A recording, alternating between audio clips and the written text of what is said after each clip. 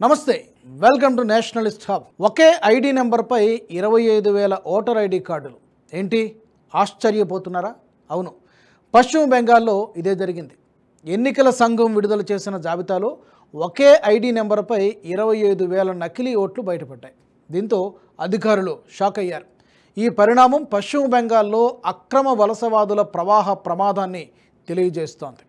మమతా బెనర్జీ హయాంలో అక్రమ వలసదారుల సంఖ్య ఎంత ప్రమాదకర స్థాయికి చేరుకుందో మనకు అర్థమవుతోంది. పశ్చిమ బెంగాల్లో అసలు ఏం జరుగుతోంది తెలుసుకుందాం.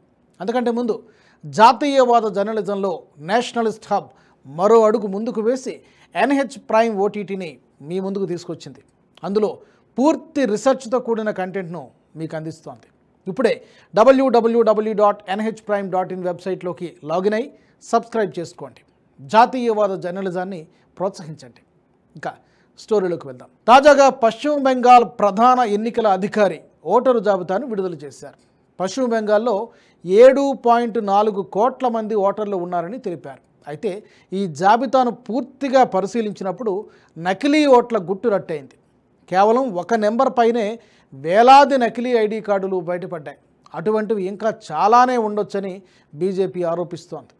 టీఎంసీ పార్టీ రాజకీయ స్వలాభం కోసం అక్రమ వలసదారులకు ఓటు హక్కును కల్పిస్తోందని ఆరోపిస్తోంది. వారు ఇక్కడ స్థిరపడేందుకు అన్ని విధాల సహాయం చేస్తోందని విమర్శిస్తోంది. దీనివల్ల దేశ భద్రతకే ప్రమాదం ఏర్పడుతోందని బీజేపీ నేతలు అంటున్నారు. ప్రస్తుతం ఈ నకిలీ ఓట్లు 11 అసెంబ్లీ నియోజకవర్గాల పరిధిలో పెద్ద ఎత్తున బయటపడ్డాయి. మధ్యంగ్రామ్, రాజార్హత్, గోపాల్పూర్, కానింగ్పురా, పూర్బా బరుయిపూర్, పశ్చిమ బరుయిపూర్, కుర్సియోంగ్, సిలిగురి, ఉత్తర బోంగావ్, ఫల్కతా ఉన్నాయి. వీటితో పాటు మాతీగరా, నక్సల్బరీ, దక్షిణ బోంగావ్ ప్రాంతాల్లో ఎక్కువగా ఈ నకిలీ ఓట్లు బయటపడ్డాయి. ఈ నియోజకవర్గాలన్నీ బంగ్లాదేశ్కు ఆనుకుని ఉన్నవే. అక్కడి నుంచి వలస వస్తున్న వారికి టీఎంసీ నాయకులు సహాయం చేస్తున్నారు. ముఖ్యంగా మమతా బెనర్జీ ప్రభుత్వం వీరికి అండగా నిలుస్తోందనే ఆరోపణలు ఉన్నాయి. బంగ్లాదేశ్తో పాటు మయన్మార్లో అస్థిర పరిస్థితుల వల్ల భారత్కు వలసలు పెరిగిపోతున్నాయి. వీరంతా ఇక్కడికి వచ్చి స్థిర నివాసం ఏర్పాటు చేసుకుంటున్నారు. స్వలాభం కోసం వీరికి అధికార టీఎంసీ పార్టీ నాయకులు సహకరించి ఓటర్లుగా మార్చుకుంటున్నారు. బంగ్లాదేశ్ నుంచి సరిహద్దులు దాటించడంలో సహాయం చేస్తున్నారు. తమ నియోజకవర్గాల్లో స్థిర నివాసం ఏర్పరచుకోవడానికి సహాయపడుతున్నారు.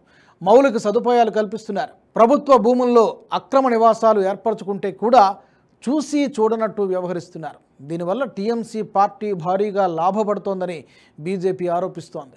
రోహింగ్యాలు బంగ్లాదేశీయులకు ఓటు హక్కు కల్పించడం వల్ల వారంతా టీఎంసీకి ఓటు బ్యాంకుగా మారుతున్నారు.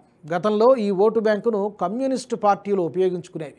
2005లో రాష్ట్రంలో సిపిఐఎం పార్టీ అధికారంలో ఉండేది. ఆ పార్టీ బంగ్లాదేశీయులకు ఓటు హక్కును కల్పించడం ద్వారా లాభపడుతోందని పార్లమెంటులో ప్లకార్డును పట్టుకొని మమతా బెనర్జీ నిరసన తెలియజేశారు.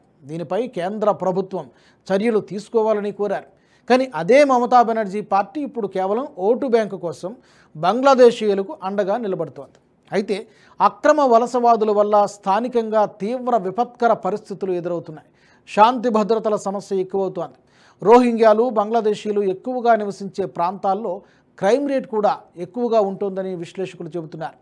అక్రమ వలసవాదులు సుపారీ హత్యలు, డ్రగ్స్, ఆయుధాల అక్రమ రవాణా వంటి నేరాలకు పాల్పడుతున్నారు. అంతేకాదు వీరు నివసించే ప్రాంతాల్లో స్థానికుల వ్యాపారాలను కూడా దోచుకుంటున్నారు.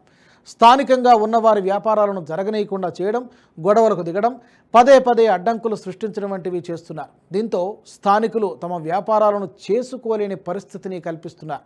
తద్వారా స్థానిక జనాభా అంతా వలస వెళ్ళిపోవడం, ఇతర ప్రాంతాలకు వెళ్ళి తలదాచుకోవడం జరుగుతోంది. ఇది డెమోగ్రఫిక్ చేంజ్కు దారితీస్తోంది. ఫలితంగా ఈ అక్రమ వలసవాదులు దేశ భద్రతకే పెను ప్రమాదంగా మారుతున్నారని కేంద్రం కూడా ఆరోపిస్తోంది. ప్రభుత్వ అధికారిక లెక్కల ప్రకారం చూస్తే భారతదేశంలో 2 కోట్ల మంది జనాభా ఉన్నారని తెలియజేసింది. వీరిలో చాలామందికి ఓటు హక్కు కూడా ఉంది.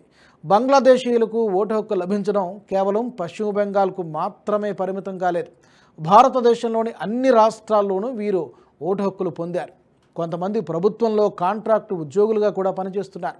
భారతదేశ ఎన్నికల వ్యవస్థలో వీరు కూడా పాల్గొంటున్నారు.